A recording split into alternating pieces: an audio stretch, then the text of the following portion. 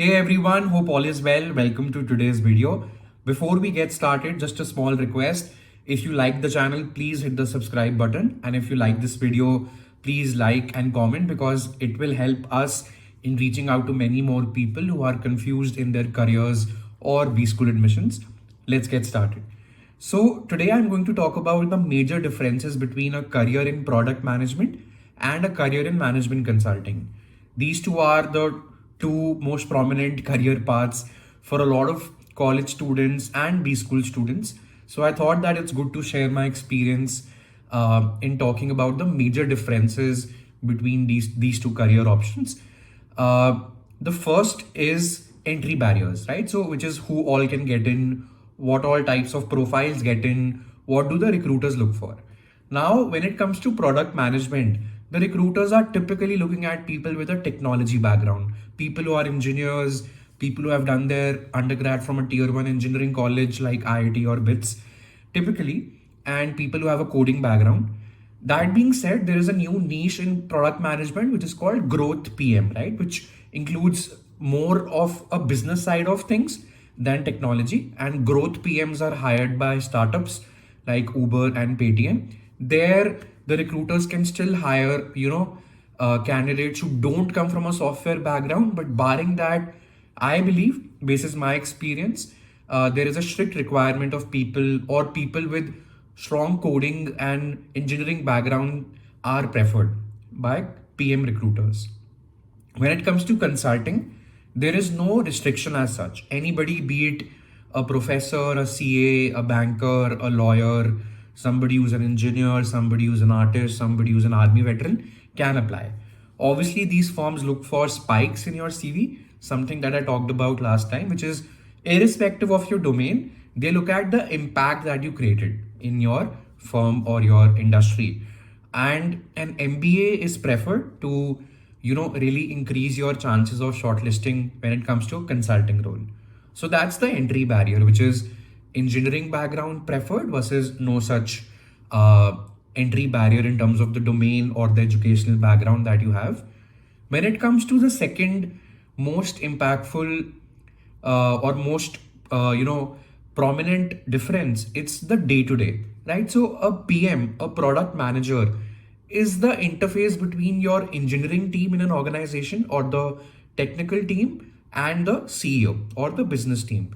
So the product manager, let's say you are a product manager at Flipkart. So your day to day will look like that you will be given a small feature of the Flipkart e-commerce marketplace and you will drive that. When I say drive that, you will develop new features, you will correct bugs, you will optimize customer journey for your merchants, which are e-commerce merchants, as well as your customers.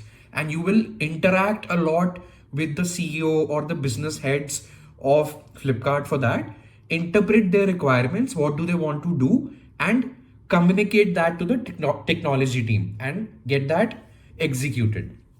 That's your day to day, right? Now, when it comes to consulting roles, your day to day can be very dynamic, right? You are not particularly inclined to one industry or one feature or one website.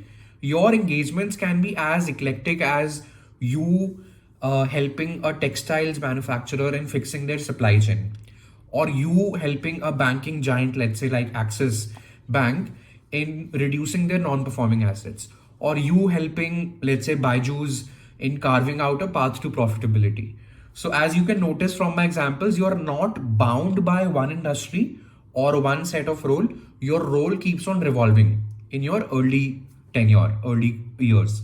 So that's the major difference in your day to day. So a Flipkart PM is bound by e-commerce. A Paytm PM is bound by technology related issues to drive the business ahead, obviously, but they're bound by the fintech and the payment space. A consultant is never bound by one industry or one sector. They can have technological engagements, which is, digitalizing operations of a bank or a fintech startup, but that is not it. They can be improving the sales force effectiveness for an FMCG giant, which might not involve technology at all. Some of their engagements involve technology, but not all. And their sector is not one Their role is not bound to one role. They keep on revolving, right? And lastly, I believe the major difference is in your lifestyle. When I say lifestyle, that simply means that consultants have to typically collaborate with external stakeholders, right? Which is clients. Now, a McKinsey consultant, if they're working with HUL, they'll be collaborating with the CXO or the chief business officer or the business head of HUL. So they might have to travel to the client's office a lot, which means, 2, 3 flights in a typical month, if not more. But when it comes to product management, your stakeholder management or your stakeholder communication is within internal teams, right? You, as a product manager at Flipkart or Paytm or PhonePe or Uber, will typically be collaborating with the marketing team, with the technology team, with the chief business officer who are sitting in your office, right? So you might not travel as much as a consultant. You might have to, but your stakeholders who you are catering to are within the same organization, within the same office. That's the critical difference. But barring that, both PMs and consultants have a hectic lifestyle. You can typically see 50 plus hours of uh, a work week for a typical consultant or a typical product manager. But for consultants, it's a little more hectic because of the travel, right? Because your stakeholders who you are helping, who you are catering to, are outside your organization, right? So those are the three typical major differences between consulting and product management. I hope it helps you in making an informed career decision on which field you have to pursue. And I'll see you very soon.